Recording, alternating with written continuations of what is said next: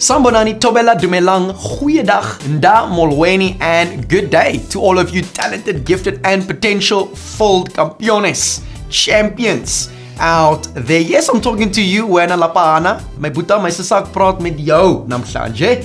And we are so excited and pumped for every single one of you that is watching this particular show today. And yeah, formally, welcome. All right, to the KINGinme show right here at Patmos studio. And hey fam, in this particular video, I've got such an interesting guest here with me on my left hand side, your guys' right hand side, and we're gonna be talking about things, all right, tips and advice that can help you moving forward at the end of the day. Because fam, listen, the reality is no man or woman is an island. We all need people in our lives, all right? We all need to surround ourselves with wise men or women who can essentially help us to move forward in our lives. Why? Because ultimately, like we shared in the previous episode, ultimately both failure and success leaves clues. All right, both failure and success leaves clues. So we can learn from one another, all right, so that we can grow and become everything that God has created us to be. Lamhlabeni, Isopiri Aarde, right here on earth. So that was a mouthful. And with that being said, over here I've got a gentleman that plays an absolutely instrumental role in my life, in my precious wife's life, and his wife also plays a massive role in our lives too. And I consider Dave to be a dad to me, and man, he's really a truly inspirational guy, and I trust and believe that you guys are going to be inspired and encouraged and strengthened and comforted in a massive way through this living legend right here on my left hand side. So yep, drum roll if you would right there in the comment section down below. And Dave, welcome sir. Yeah, thanks Will. I'm gonna change it, all right? It's not just Dave, it's determined, it's dedicated, all right? It's destiny driven, it's decision making Dave. So good to have you here. That's a prophecy, my man. If you can bring in that lacquer elbow over there, the well sculpted elbow. Yeah, so we're excited to have you here today, Dave. Thank you so much, firstly, for taking the time to be here. Thanks, Will. It's a privilege to be here. Awesome. And yeah, I didn't want to be selfish, guys. So Dave's impacted my life in a massive way through Christ in him, the hope of glory. And didn't want to keep him to myself. Wanted to come and share him here with you guys. And we trust and we believe that all of us are going to leave here empowered moving forward. So with that being said, Dave, over to you. I just want to ask you, start off with a start-off question. And my question is, what is one like standout moment in your life? Like, what is one standout thing that happened to you in your life? Sure. Well, at my age, that's a big question. Absolutely. You've got a lot of files to go through, eh? Definitely. No, there've been so many things, but yeah, perhaps what I'll come up with is a little bit weird, because probably the thing that had the most impact on my life, and in a perverse way, even perhaps more than when I was saved as a young teenager, kneeling at a youth club camp in a tent in Hartenbos down in the Cape, okay? But even that, I don't think one realizes quite the walk that you're starting. And sometimes the walk doesn't really start there. But in 1993, I was diagnosed with a malignant melanoma, which the doctor I actually knew what it was because a friend of mine had recently died from a malignant melanoma, but he then shared that it's like the most virulent form of cancer. So, you can just imagine the impact that has on you. And like I had by that stage of my life learned to do, I just took that straight to the Lord, with a bit of a pity party, hey? Yes. We all have those. Let's be honest. Yeah, that was really the first thing. It was like, why me? And then I kind of felt, well, why not me? Absolutely. I was literally about to say that. Yeah. So why not? And well, my children were 10 and 12. I thought I don't want my kids to grow up without a dad.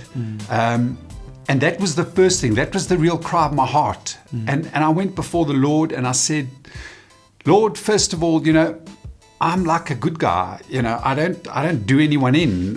Why did this happen to me? But that didn't last too long, that total pity party, because I was very concerned about my children growing up without a dad. And I was saying, but I don't want to orphan my kids in terms of a father. I've still got so much I want to try, and so much time I want to spend with them, so much time I want to, and sort of effort I want to put into them. And you know, the retort that I got from the Lord changed my walk with the Lord forever and a day. Sure. Because he came back to me and he said, you cannot orphan your children. I'm their father. Wow. They're just loaned to you. Wow. So they're in your care, but I'm their dad. I will never leave them nor forsake them. Come on. And in that moment, with that answer, I understood that my God would never leave nor forsake me either. Absolutely. So that changed, yes. So that changed my life. So this incredibly negative event, like God always does, he just upstages Satan, and he just uses it to his glory. Absolutely. And so that was a start of a different walk with the Lord, because I was realizing then that our time on earth is finite. We can't say when and where, so we really need to max out the time that we do get blessed with, and have joy in that day. Absolutely. Not wait for something in the future to happen which is going to perhaps be better or whatever, or when you get that bike or that car or that whatever. That is so kind of here today and gone tomorrow. Absolutely. But it's building on the eternal legacy of what and joy that God gives us in life. Which is the complete opposite as to how the world essentially functions, because the world teaches, once you get this, then you'll be this. And the kingdom is the complete opposite. It's that joy in the moment, maximizing that moment, that present, not even worrying about tomorrow. Doesn't mean you don't plan for tomorrow, but not to worry about tomorrow. So no, absolutely. Well, in fact, at that stage of my life, things were going pretty well with me from a financial point of view. I'd established myself in my business, and it was a time where I could easily have got sucked into that whole materialistic trap, and only happy when I've got the stuff that I want. To realize, in the corporate world, they say, everyone wants to climb this corporate ladder of success. The only problem is so many people climb that ladder to get to the top of the building to find that it's leaning against the wrong building, and it's very hollow. And we've seen that from so many real giants, guys like Steve Jobs and so on, was very outspoken before his death on how hollow that all was. It was just, it's like Solomon says, it was like meaningless. Meaningless. Absolutely. Yeah. Absolutely. Sure. Powerful stuff. Listen, hey, if you're getting value out of this particular video, go ahead and hit or smash that sharp sign, that like button over there. And then the next question I'm really interested in asking you, Dave, because I'd love to hear your thoughts on this, because you are a thinker. And that is, what kind of advice would you give to your either 16 or 18-year-old self? What kind of advice would you give to yourself, knowing what you know today? Yeah, with the wisdom of hindsight. Absolutely. Another great question, Will. I think something that you only start to really learn later in life, and that's also with the wisdom of hindsight, is the absolute truth in what the word says when it says what you sow, that is what you're going to reap. Sure. If you can really meditate on that and let that get from your head into your heart, I think you start to realize, and especially speaking to youngsters, how many things did I not do in those days that were thoughtless? I didn't think of the consequences of what I was doing. Absolutely. And you see, because unfortunately that biblical saying or word is a double-edged sword. If you sow positively, there can be an expectation that you're going to reap positively. But if you sow negatively, it's going to have negative consequences. And that's something that generally young people only learn later in their lives. They do a lot of stuff, whether it's going into a relationship, whether it's who knows, the stuff they'll spend their time on, the stuff they'll spend their money on, all of those things.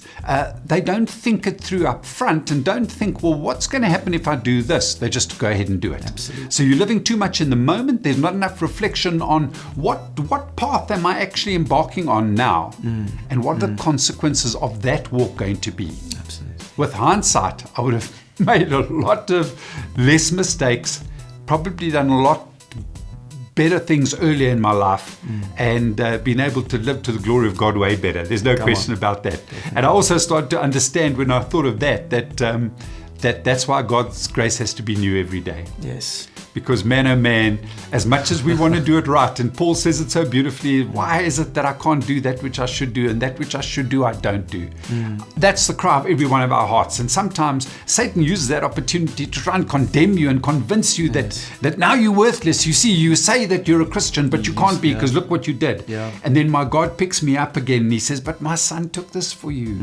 And you've come to me and you've asked me to forgive you, and I do. In fact, if you ask me in 5 minutes' time, Lord, about what I spoke to you about to forgive me, he's going to say, what?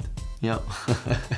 Powerful. That is the love of the living God. That's it. Powerhouse. And hey, listen, maybe some of you that are watching right now or listening right now, you feel worthless. You feel like you completely, in Afrikaans we say city pot mis, I think, my lovely wife, I think, would know a bit better. But you sit the pot mis and you feel like you're a failure. You feel like you are worthless. But fam, listen, all right, God's love, all right, is unconditional. And once you experience that love and you embrace that love, it actually empowers you then to essentially be the person that you've been created by God and called by God to be at the end of the day. So listen, don't, like we heard in the previous episode when Nick was on, don't be so hard on yourself. Like, yes, you're going to make mistakes. Making mistakes, guys, is a part of the game. All right, the greatest footballers, the greatest rugby players, they make mistakes in games as well, but you don't stay in that mistake. All right, there's grace for us to move forward into the destiny and purpose that God has for us. And I just want to add on to what you were sharing there about decisions, Dave, because one of the best pieces of advice that I received from this incredibly handsome gentleman here on my left-hand side was, I was at a stage in my life where I needed to make a really pivotal decisions because, hey guys, listen, believe it or not, both me and you, all right, and every other human being on the face of this earth have this thing in common. We all have got decisions that we need to make. And I know we want God to make the decisions for us, but He doesn't do that because He's given us something called free will. So God is there to help us and to lead us to make the right decisions moving forward. Absolutely, yes, but He wants you to make the decision. And I remember I was having a chat with Dave, and that's why it's so important to have, people that are spirit-led beside you, because the proverb says, walk with the wise and you become wise, but a companion of fools suffers harm. And I sat with Dave the one day, I don't know if you can remember, but sat with Dave and I needed to make this really pivotal decision in my life. And you mentioned to me, and I'll never forget that day, you said to me, listen, be man enough, I'm paraphrasing though, be man enough to make the decision, but also be man enough to take the responsibility for the decisions that you have made.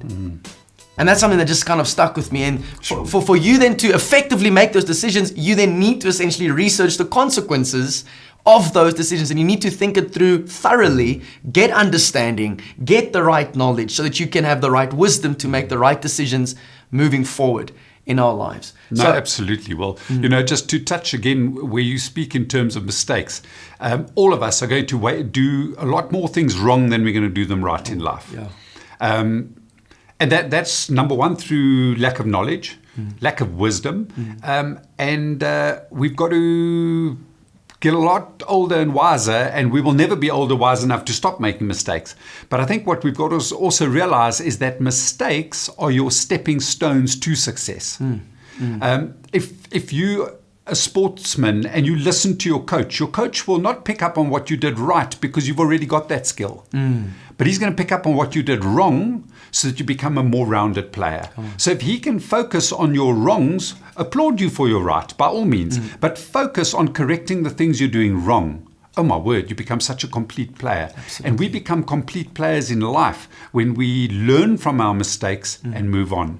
So the need to be teachable is just so important too. Come on. Can you guys drop some round of applause emoticons in the comment section down below? And yeah, Dave, with that being said, massive thanks just for taking the time to be here with us today. And I know that you're also representing your precious wife who's here too, Mom Irene. At the end of the day, Mom Irene, we see you and we love you.